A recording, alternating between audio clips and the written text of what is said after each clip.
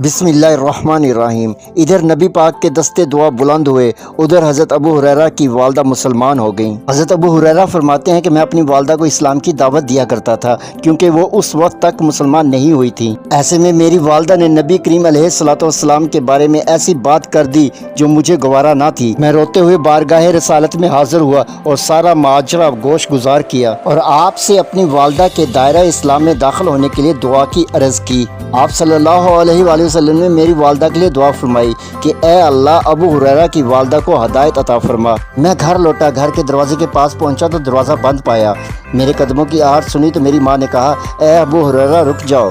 उन्होंने गुस्ल किया, कमीज़ पहनी और अपना दुपट्टा ओढ़े हुए जल्दी से बाहर आई। मेरी वालदा दरवाज़ा खोलते ही कलमा शहादत पढ़कर मुसलमान हो गईं। मैंने फ़ौरन नबी करीम अलैहिस्सलाम को उनकी दुआ के कबूल होने की इत्तला दी। सही मुस्लिम हदीस नंबर 6386।